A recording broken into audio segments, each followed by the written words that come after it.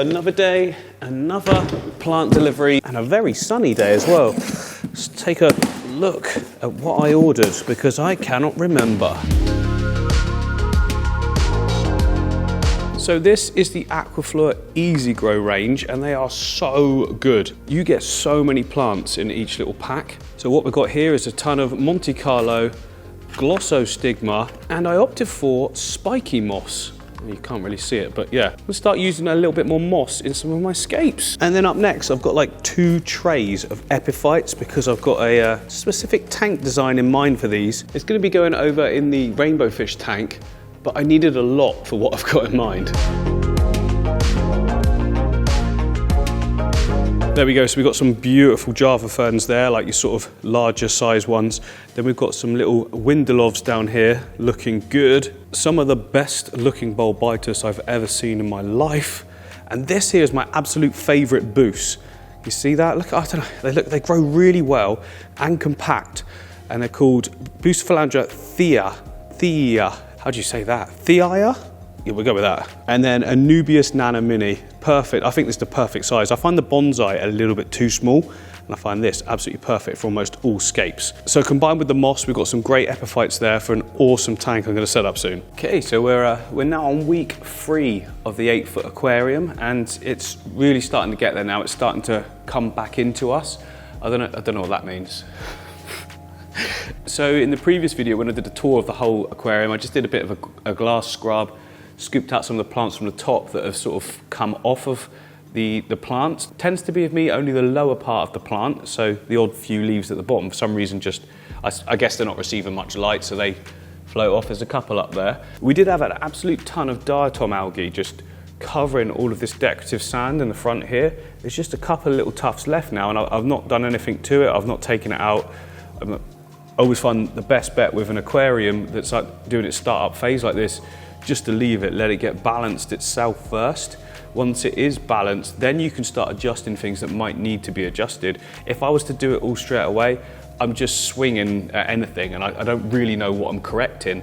So now that it's had 3 weeks, the background plants are growing great. I know that the nutrients in the substrate system are working really well for the tank. That said, there's clearly still some sort of algae issues, as you can see here.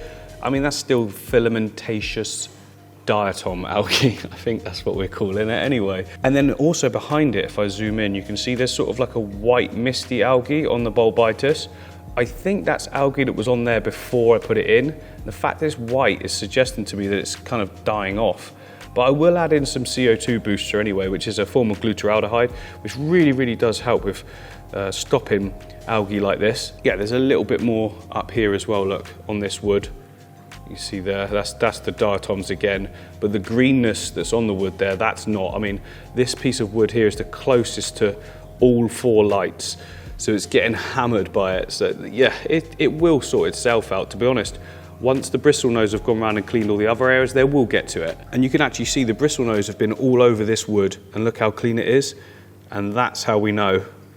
Little pieces of wood have fallen all down onto this Anubias, just where it's, as they sort of chew on it and little bits come off. They've done a great job clearing all of that. Or should I say little pieces of wood poo. As fast as the bristlenose is like chucking it in, it's obviously coming straight out the back end, so it still looks the same color as the wood. It's just like sawdust.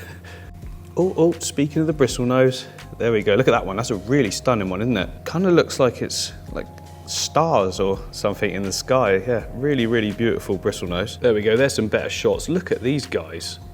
Looking fantastic. That's the long fin variety as well. I've not ever seen too many of those, so I was really pleased to be able to get one. So the tank has now been running for 3 weeks and the CO2 has just run out. Now, ordinarily it would last way longer than that, but in those first 3 weeks I wanted to just get it going a lot in there, you know, just get all those plants growing in beautifully. So it's time to replenish those, but they shouldn't run out anything like as fast. I'm going to reduce the intensity by half, which if I had like, you get the drop checker, which tells you if it's green, it means it's the perfect amount. If it's blue, there's not enough.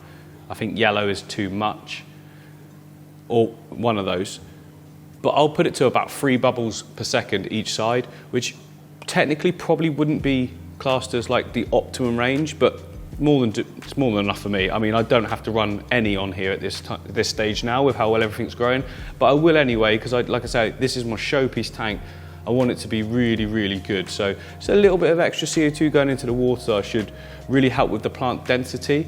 I don't necessarily think that the stems will grow any faster with the CO2 in terms of height, but what they do is what they do after you trim them is they grow back more compact and everything sort of knits in together, and you do get that more sort of high tech or high energy or high-end look, I guess.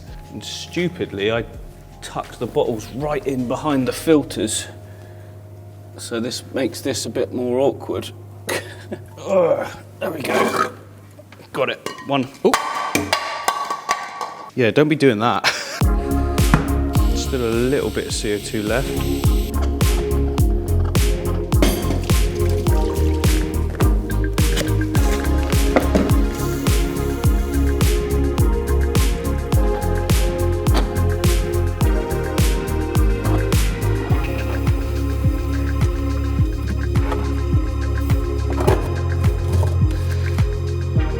And look guys, I know the most cost-effective way of doing that is just to get some like a big cylinder, take it away, get it filled up with CO2. You guys tell me every time, I know, but I just love the convenience of what we just did. I noticed it was empty, got me packets out, poured them in. I mean, what I poured in there is now gonna last me a month and a half, which means that box of all the ingredients in one container can last me up to 6 months, you know, if you're not going over the top with your CO2, which personally I don't ever want to. I don't want it to be like crazy fast, just healthy, you know. And like I said, I've got every single other tank that you can see in here doesn't have CO2, and they already grow really well, so it's not like I need to just be forcing it in. I mean, that depends on your water and where you're from. I think most of the world is like more neutral. I probably just made that up completely, but like most of the UK is like 7 pH, and then as you get further to the southeast, it gets more sort of chalky, and they go up to about 8.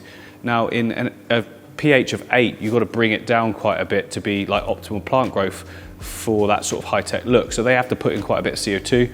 I'm just going to trickle a little bit in just because it's going to be absolutely perfect for what I need it for anyway. And then like I said, I'm going to stick in some CO2 booster, form of glutaraldehyde, works really well in that sort of stringy algae you can see. You don't want to overdose this sort of stuff. You've got to be very careful with it because you can kill fish. Where's the gap? There it is.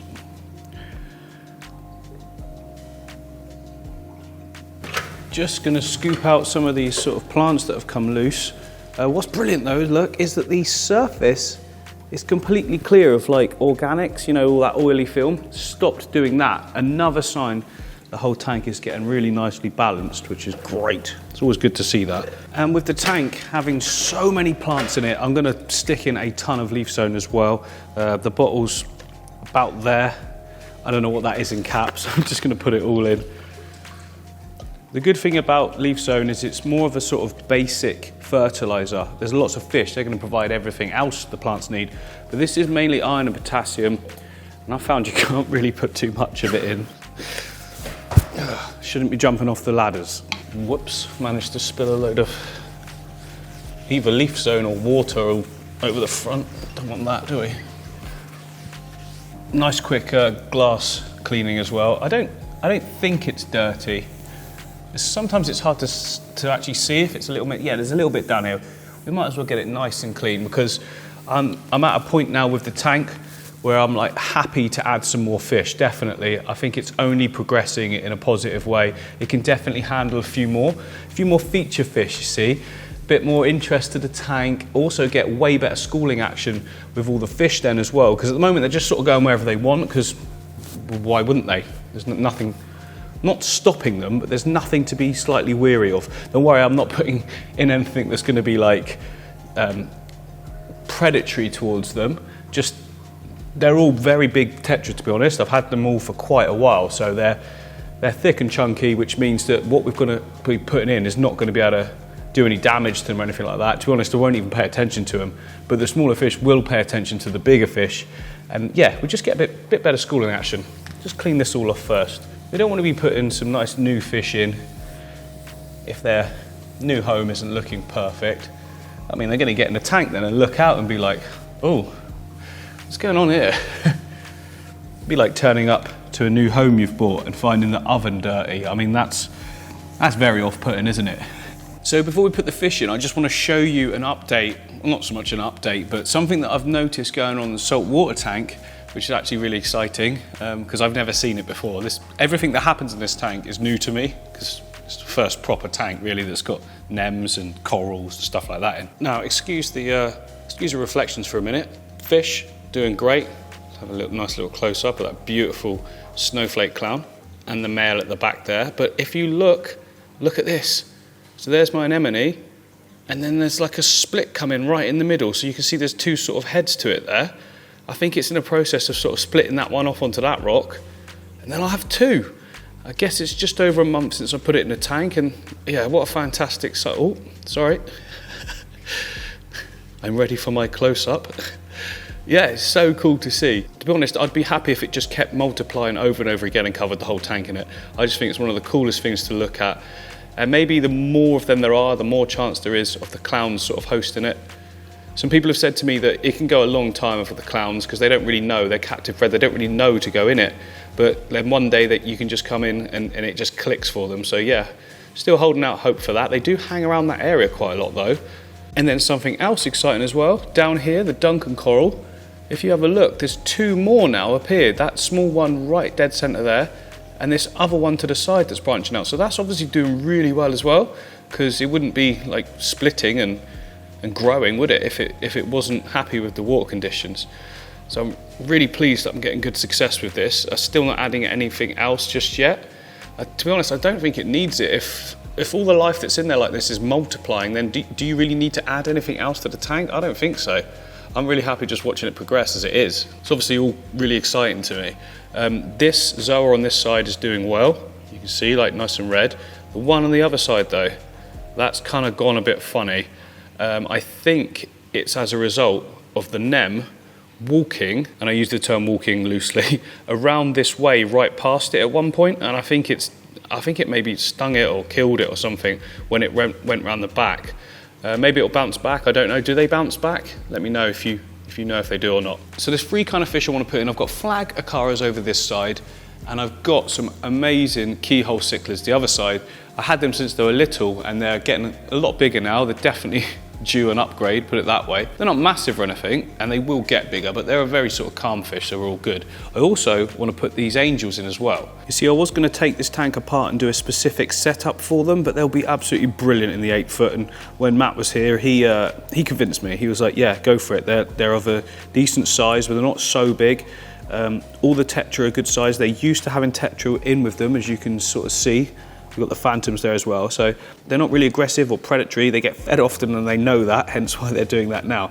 I want to put them in, but I don't want to put them in with the other fish. I want these to be the last thing that goes into the 8 foot tank. So we've got the flag aquaria here, and to be honest, you're not really seeing the best of them at the moment, but they look a lot more vibrant colour-wise, and they will do in the new aquarium as well, especially with the lighting that we've got and all the greenery around it as well. So we've got the flag aquaria, and for size reference, look, they're only little. Now they will come out in the open, and they've been with tetra before and they're absolutely fine, so I know I'm good with those. And then here are the keyhole cichlids. Look, they're so nice. I've wanted these for so long, right? And yeah, ideally I wanted some adults, but the only thing that was available was young'uns, and they were like half the size of this at the time. And now they're growing up, got quite a good little attachment to them, so it's about time they had, look at that one there, wow. It's about time they had an amazing aquarium to go in, and this is just perfect for them. I'm also going to put in the Siamese algae eater as well. I've got another one in another tank. They're going to help with that thread algae. They're just constant scavengers, and they seem to get rid of it so well. Of course, it would be nice to be able to put chunks in, but he's already absolutely massive, and I'm pretty sure he's not even finished growing yet, so if he goes in, I think at some point you're going to start seeing all the other numbers disappear. He's fine in here with the red eye because they're also very, very big tetra, and the lemons as well, they're a decent size.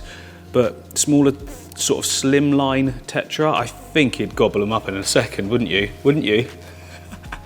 Oh, I've just had a thought actually. I've got a squad, I don't know, a group of Amano shrimp over in the pearlweed tank.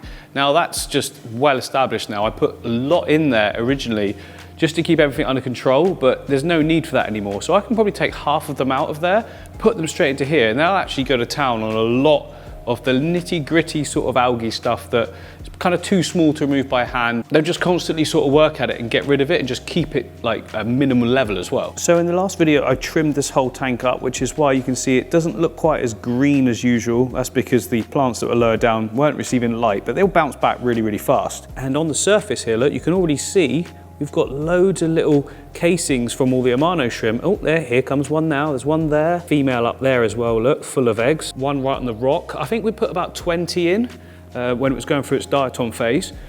And now we're at the point where we can take out a load of them because it just doesn't need that many. If anything, there's not really enough of a food source for them in this whole tank. So I can take out a good 10 of them, I reckon, and put them over into the 8 foot, and they'll just get to work straight away. Right, I'm gonna get some water from this tank. Hang that over the edge. I need a net as well. It's one of those things now. I've got to walk around the studio and look for a net. Oh, here she is. Hello, Annette. Now, usually, Amano shrimp are quite easy to catch. If you just go near them, they'll sort of climb in. Look, there we go. No, oh no, he nearly did. Go on, climb in. No. Okay, they're usually easier than this. We've got clever ones here. There you go. He's going in, and then you just sort of bring it to the front. And if you're quick enough, we'll just go steady, look, there we go. Got him, and then drag it upwards, and he should stay in. They try and jump, but get them into some water quickly, and they're fine. Now I've just got to repeat that 10 times. There's one on the rock. Have I got him? I think I've got him. I've got him. Now we come out. Oh no, that was an easy one. Oh, I've got him again. There we go. Yeah, quite easy to catch Amano shrimp. Be more steady. A fast swipe doesn't actually work at all. They just clear out. So I've collected up about 10 there, 10 or 11. In an ideal world, for a tank as large as the 8 foot, I'd want to be getting about 40.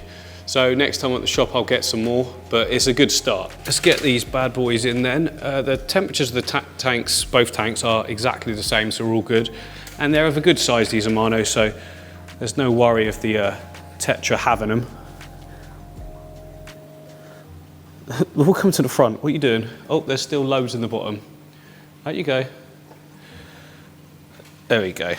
Tetra having a little look, but they're all over the bottom fine. To start with, they'll just go and hide, is normally the case anyway. And then you just see one or two of them every now and again picking at stuff. But I think they do a lot of their sort of open water area like this cleaning at night time.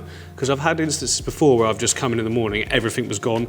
And before I left, I didn't see any of them. So they do get more and more braver as time goes by. Oh, look at this good little guy. Instantly doing what I wanted, picking up that diatom algae off of the substrate. Gonna have to start paying some of these guys a wage, I think. I'll pay them in algae wafers, that's their currency. Oh, we're very sunny again, so on Rainbow Watch, look at that. I love a good fish tank rainbow. So after that shot yesterday, I had to leave, I just ran out of time, and I've come back this morning and the Amano shrimp have done what Amano shrimp do. It's all clear. I mean, would you look at that? Look, none of the diatom algae there anymore. They literally just pile through that. Still a little bit of the green algae, but that's to be expected on a new substrate with high lighting. I mean, once we've got some cories in here eventually, they'll stir all of that up and just keep sort of turning it over, and that's what keeps it fresh. Pulls it into the water column, filters clean it up, all good. There was some up in the bulbitus, and the other stuff is definitely dying that's on it. They're still crawling over everything, just picking, just cleaning up for us. Brilliant. Bristle nose still going. See, this is how important it is to have these little guys just working hard on your scape all the time, because they just keep on top of everything. And once they've got it down to a level now, it will stay down to that level as well. Nom, nom, nom, nom, nom, nom, nom, nom, nom, nom. Anyway, now time to add fish. Obviously we've got the cichlids to go in, but I also forgot, I have the red chin panchaks. Was always the plan to put them in here. I forgot to do it when I put the tetras in for some reason, but yeah, I want the panchaks. There's not that many of them, but to go in that upper area, they're like a type of killifish. They like to stay in that top area. They're actually good size now as well. When I first got them, they're teeny tiny, but yeah, decent size, about tetra size. Yes, these guys here, very, very cool fish actually. Be nice to get them in there. Like I say, they stay at the top like this all the time. They do go down, but like most of the time they're up here just searching for food. Nice little addition to the tank. A little bit different, a little bit oddball. Yeah, interesting. Oh, and excuse some of the algae in that tank. This whole section is being changed. I'm gonna make all 4 of them just my standard ecosystem style tanks that look after themselves. When these were set up, it was just going to be like your standard sort of fish shop style tanks with just a little bit of gravel, some rocks, and then a sponge filter.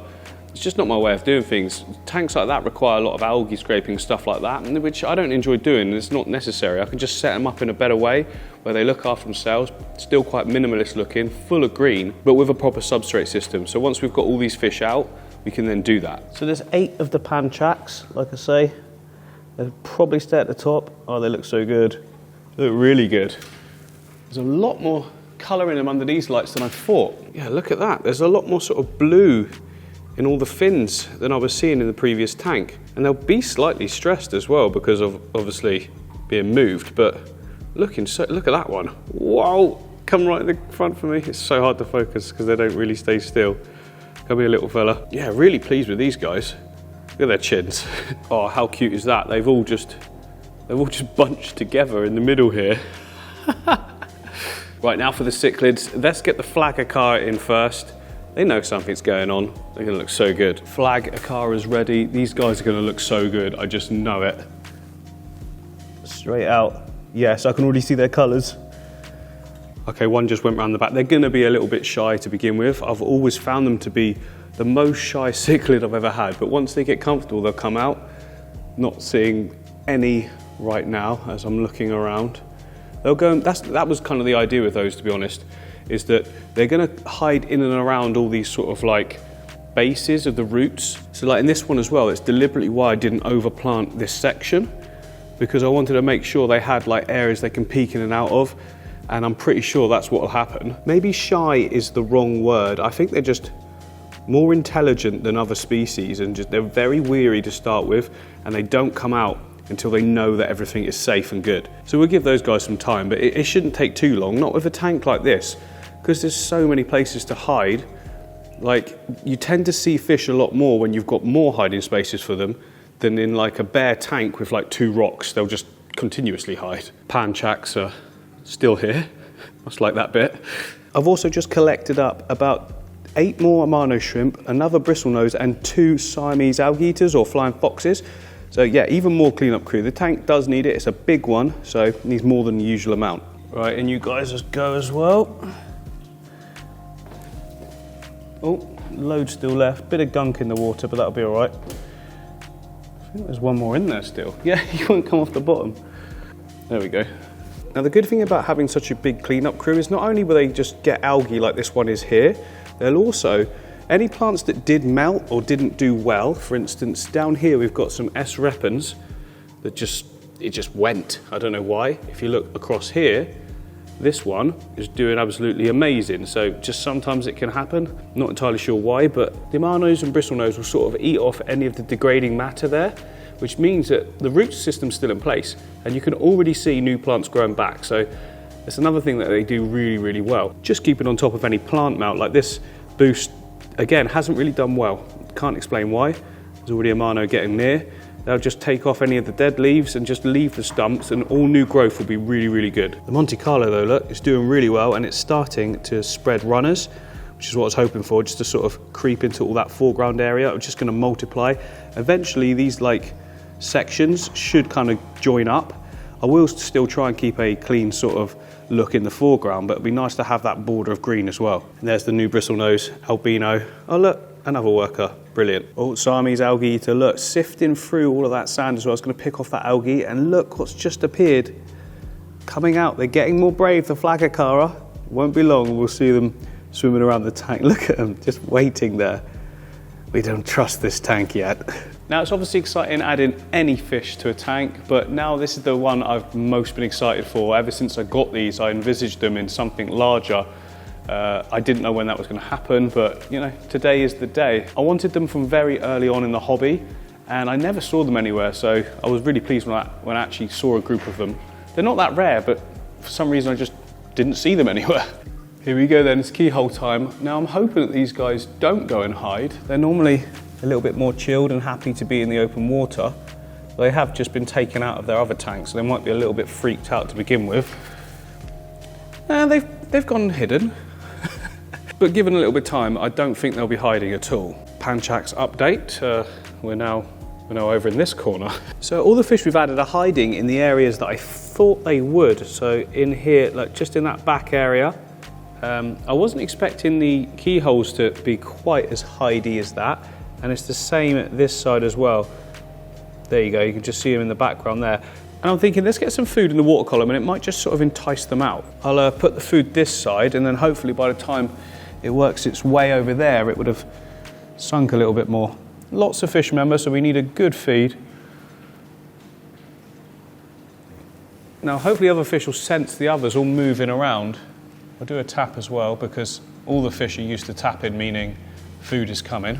I'm not seeing them yet. Oh, there we go. There's one of them. That's one of the littlest Acara. So the smallest flag Acara is the most bravest out of all of them. I think that's a female. I can see a keyhole just peeking round there as well. Come on guys, be brave. They're just starting to creep round. There's a keyhole and an Acara and another few keyholes and Acaras behind them as well. To be honest, all of that food I just put in is gone. It's gone already. Oh, two Acara now come out in this section. There's that one there. There's another one that keeps peeking round. This keyhole's trying to be very brave. It's literally staring at me. So if I move, it moves. Look at that, look, if I go closer. And another Acara as well. So yeah, they're getting there. They're getting there. They know that food comes. There's no danger. Everything is good. I'm going to put more in, guys, because that has gone so fast. Excuse any of the reflections you're seeing. I'm going to sort that in a future video. I've got some big screens coming. I've only got a little one at the moment because I've never needed a bigger one. I know a lot of you will say use a CPL filter. It doesn't actually work on aquariums because you're directly forwards. CPLs work on like a stream, for instance, because it's at an angle, but if it's direct, it still shows reflections. I've tried it before. There we go. Nice group of them in there all coming out. They're getting there. You know, something like feeding is the sort of thing that triggers fish to be, you know, less secretive and shy. If they can come out and get their food and be safe and all the other fish are safe as well, then they normally sort themselves out and stop being so wimpy. Good little keyholes. Yeah, this is much better. This one's still not chancing any further than there though. That's where they draw the line. There we go, as suspected. Now we're seeing, I'm right in the middle of the tank here as well, so they've come all the way across. And the keyholes seem a lot more just chilled. I was just sat down having some lunch and there was about 6 of the keyholes in this whole area here, so that was cool. I was going to jump up and grab the camera, but I knew they'd get disturbed and I was hungry. But they do just look so good in here. And as a little bit of time goes by, we're going to see more and more colour coming on them as well. They still look a little bit stressed to me, although that Acara back there looks got some awesome blues on it. They both do, in fact. Yeah, that's brilliant. The lights that were over the top of them on the fish wall weren't really showing off the blues, but in here it really does reflect really well. It could be just brighter light in general, but it's looking like, as suspected, this central island is going to be the main hub, because right in the back there is like absolutely loads of them. Might be a cool place for them to get breeding as well. That'd be so cool to see some baby keyholes and Acara as well, to be fair. So in the next update of the 8-foot aquarium, we're going to be adding the angelfish from this tank. So yeah, they should look amazing in there. They'll be the main sort of focal fish in the whole aquarium. And by that point, which I'm going to wait a little while, I just want to stick them in straight away. By that point, we're going to need to do a massive trim up and maintenance session as well, because it'll be due it. All those background stems will be really tall, replanted. It should start to look amazing by then. That cleanup crew we've added would have just decimated anything that's negative in the aquarium as well. So yeah, loads more still to come on that tank, and I'll see you soon.